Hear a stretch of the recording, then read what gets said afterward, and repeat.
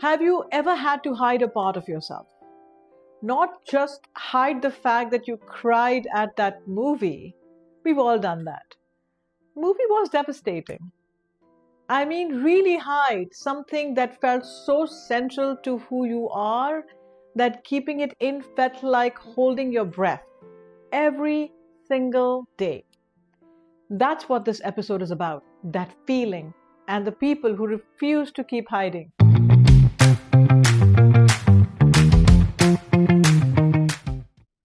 Welcome back to OATS Uncut, Orator Academy Talks Uncut.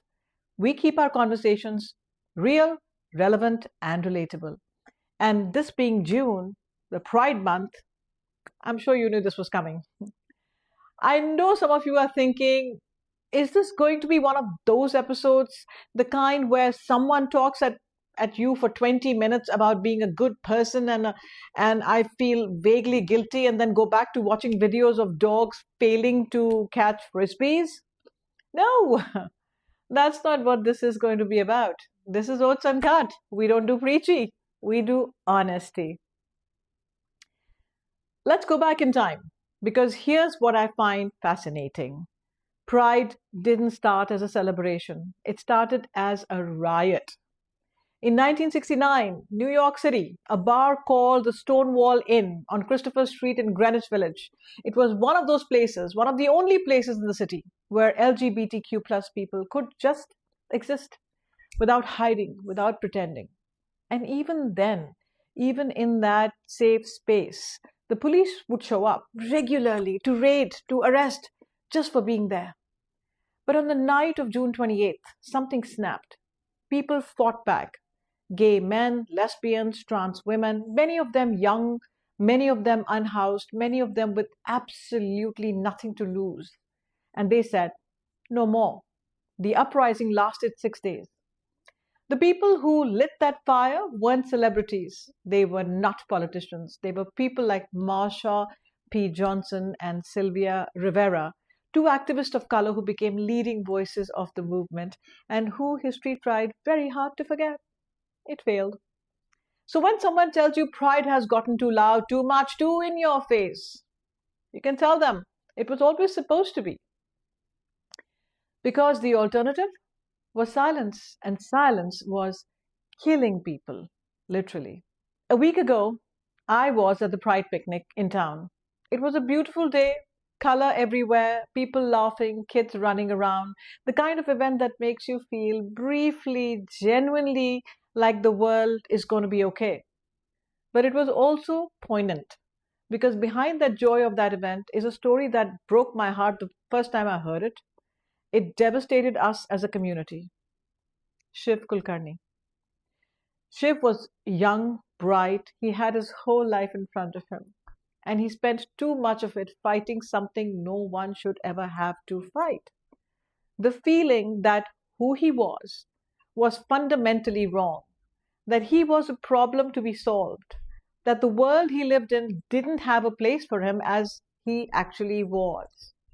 He never got to find his people. He never got to hear loudly enough, clearly enough, repeatedly enough that he wasn't broken, that he was exactly who he was supposed to be.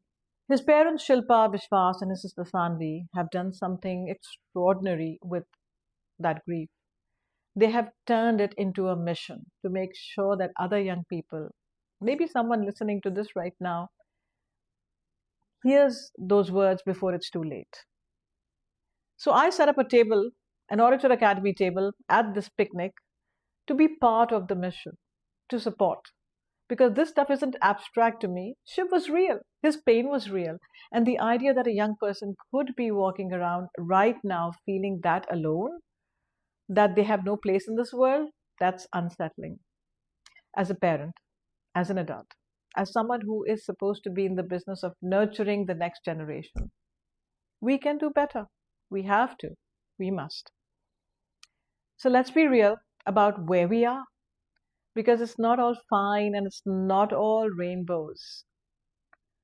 The hard stuff is that LGBTQ plus young people are still significantly more likely to experience depression, anxiety, and crises, not because of who they are, but because of how the world treats them. That's not statistic, that's someone's child. In many places, politically, legally, and sometimes even in their own homes, being openly queer is still dangerous. Rights that took decades to win are being rolled back right now while we are having this conversation. How many families actually have that conversation before it becomes a crisis? How many of our institutions are genuinely, not performatively, accepting? And yet, there are more LGBTQ plus young people living openly than at any point in history.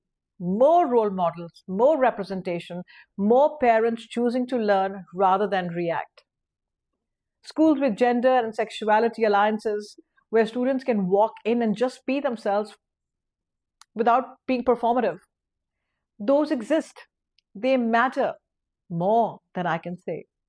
Communities like the one at that picnic where showing up as yourself isn't brave, it's just being true to yourself, true to who you are. Those spaces are being built by people who refuse to give up. So don't let anyone call that a small effort. So, what do I want from you? If you are LGBTQ plus and you are listening, your existence is not a debate. Your life has value, not in spite of who you are, but because of it. And if you are struggling, please reach out to someone you trust, to a helpline. You do not have to carry this alone, and that's exactly what the Kulkarni family is doing for you. If you're an ally, use your voice, not just on Instagram in June, but in the room, in the moment. When you hear something careless, say something. It doesn't have to be a speech. That's not okay. Just say that. That's all it takes.